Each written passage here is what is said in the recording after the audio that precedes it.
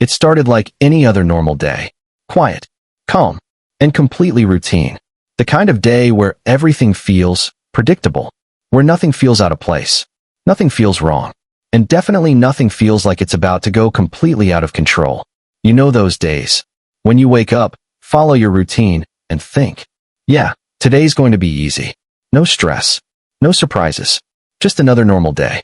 But sometimes, life doesn't ask for permission, and the most normal days turn into the most unforgettable ones.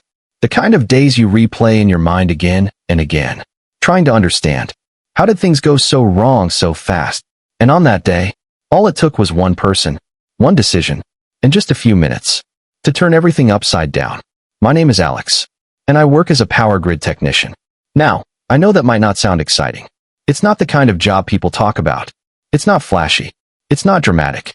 But it's important. Very important. Because my job is to make sure electricity keeps flowing. To homes. To streets. To entire neighborhoods. I monitor electrical systems.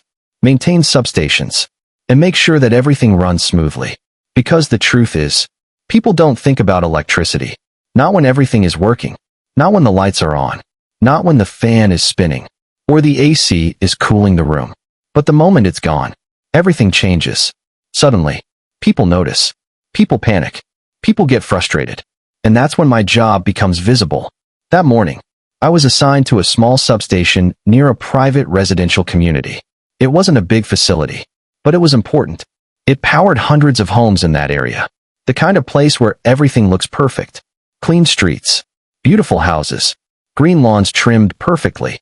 The kind of neighborhood where everything feels controlled, organized, structured, and most importantly, ruled by a strong homeowners association. If you've ever seen neighborhoods like that, you already know. They have rules for everything.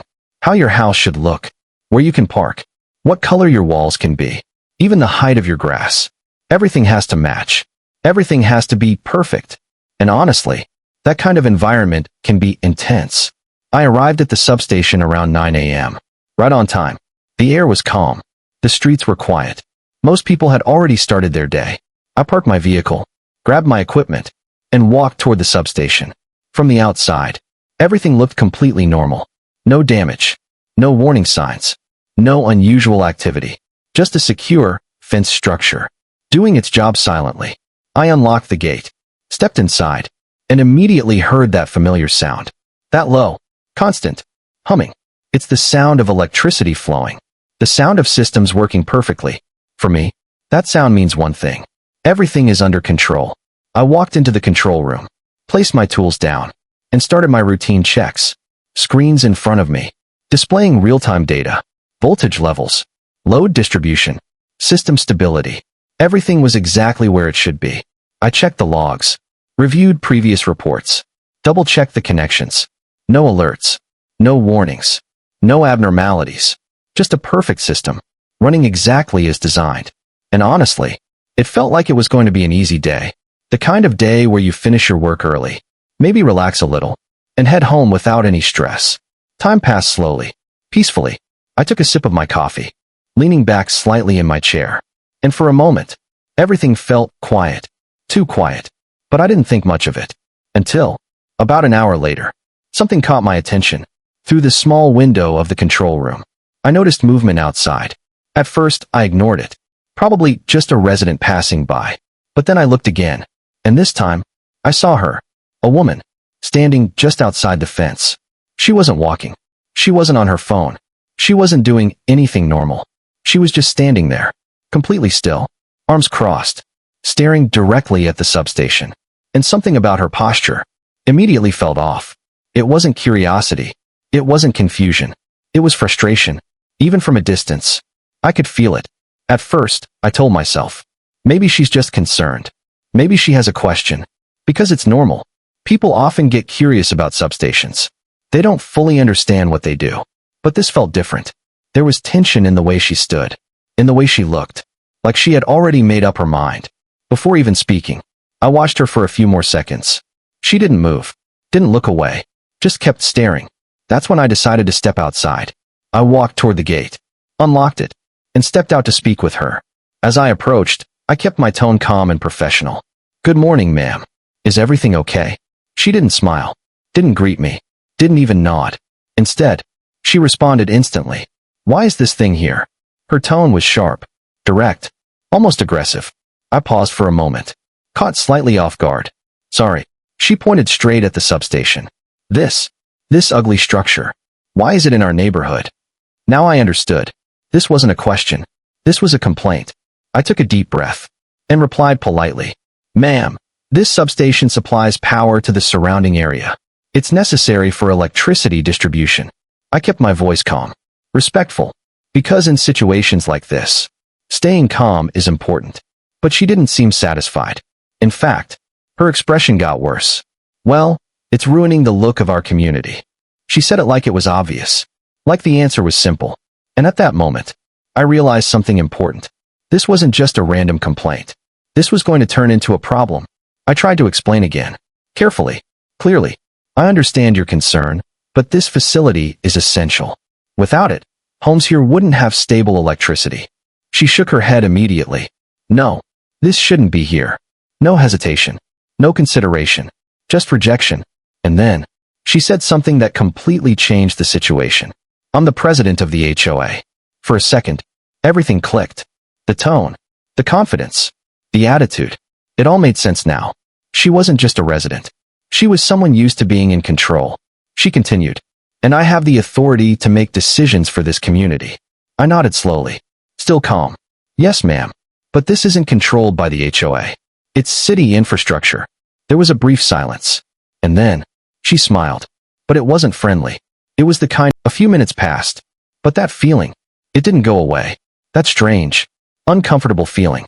The kind that sits quietly in your chest and refuses to leave. Like something bad is about to happen. But you don't know when. You don't know how. You just feel it. I tried to ignore it. Told myself I was overthinking. Everything is fine.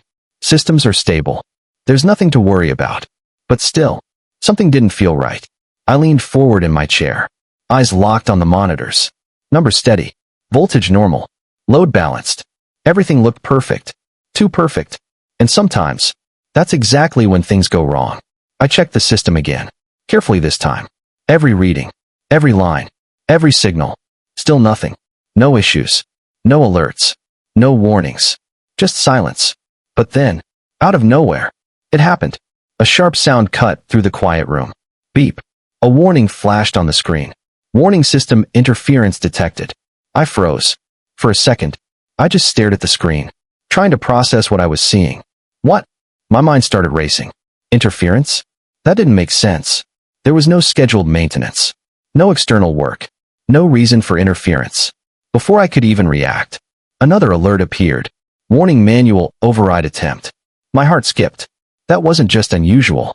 That was serious. That should never happen. Not here. Not like this. Manual override means one thing.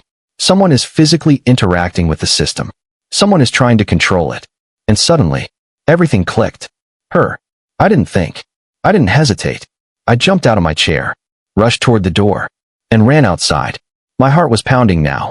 Fast. Heavy. And the moment I stepped out, I saw it. She was standing at the external control panel. The emergency panel. The one that's not meant for public use. The one that should only be accessed by trained, authorized personnel. And she had it open. My stomach dropped. Ma'am, stop. I shouted as loud as I could. But deep down, I already knew. I was too late. She turned slowly, looked directly at me, and there was something in her eyes. Not confusion, not hesitation, confidence. Like she believed she was right. And before I could reach her, before I could say anything else, she pulled the switch. Everything went silent. That constant humming sound, the one that filled the air just moments ago, gone, completely gone. The system shut down. And in that instant, everything changed. No sound, no movement, just silence. And then, the impact started spreading.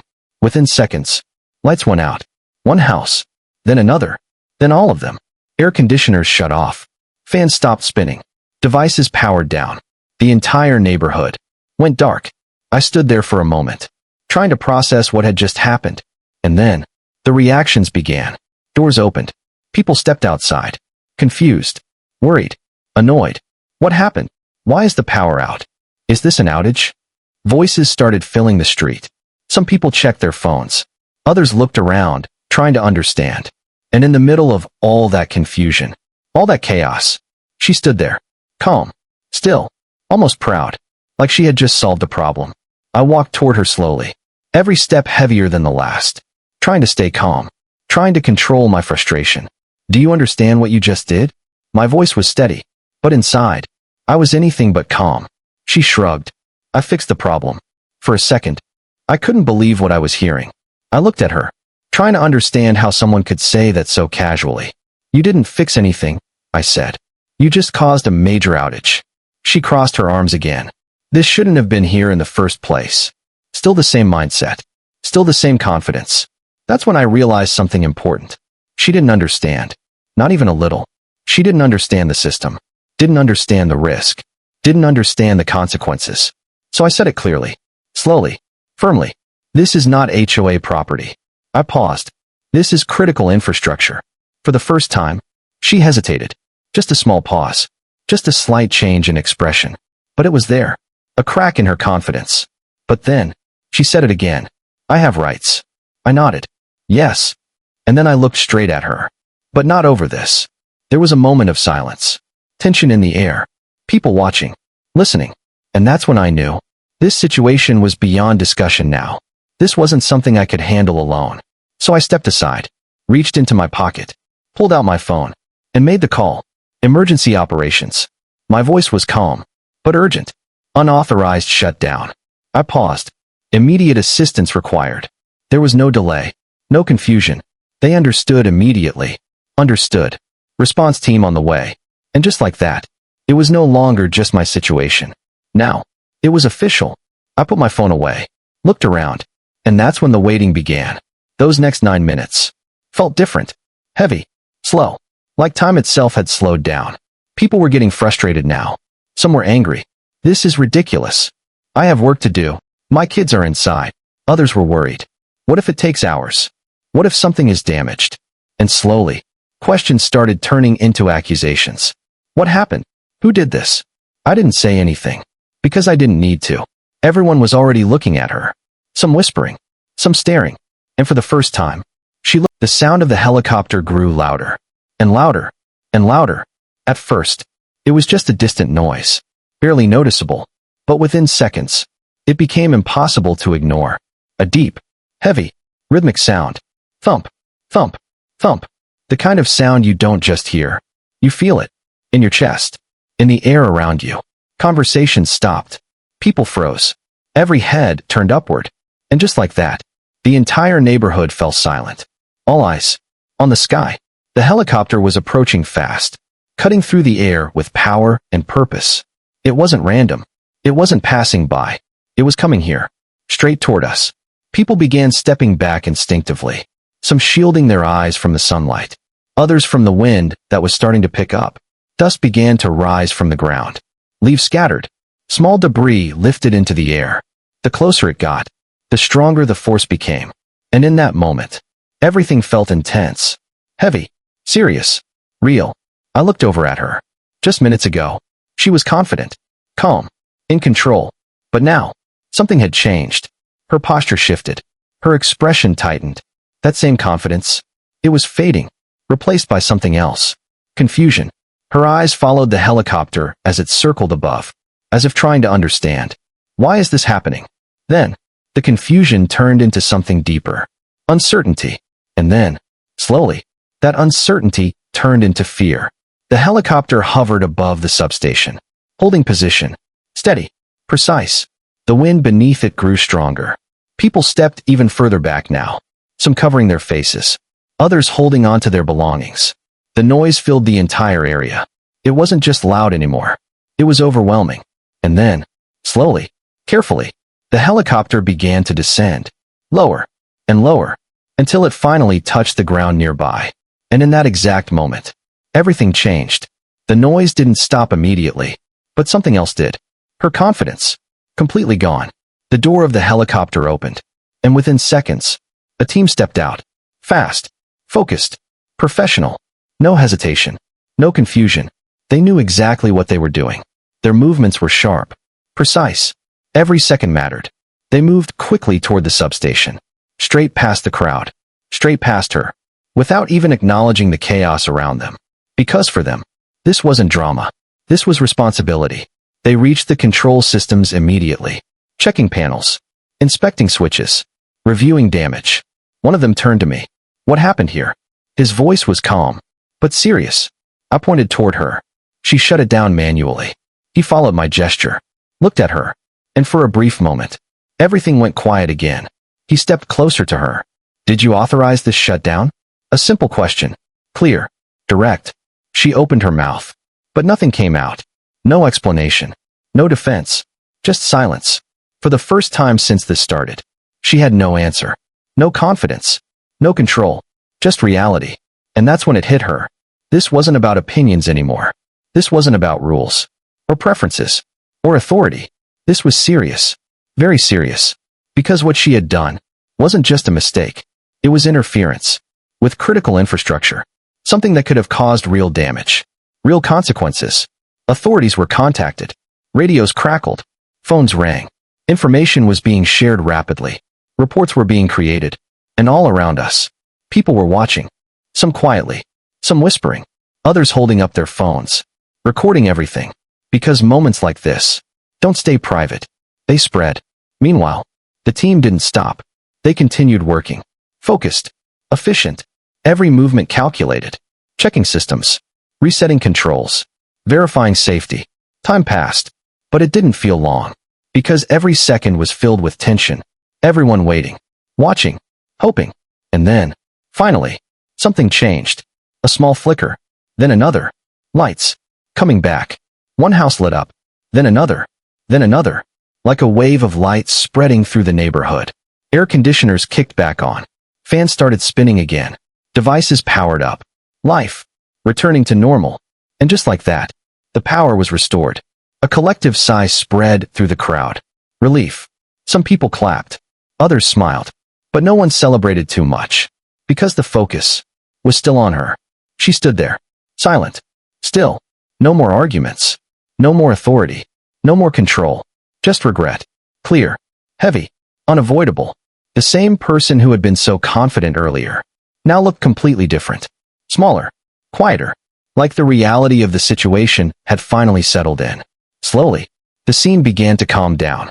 People started returning to their homes. The noise faded. The tension eased.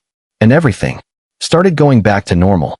I picked up my equipment, checked everything one last time, and prepared to leave. But before I did, I paused, turned around, and looked at her one last time. She didn't look back immediately. But when she did, there was no anger, no pride, just understanding. And I said, next time, just ask. Simple words. But they carried everything. She didn't respond. She didn't need to. Because the lesson had already been learned. Not through words, but through experience. The hard way. Sometimes, it only takes a few minutes to change everything. And sometimes, those few minutes stay with you forever.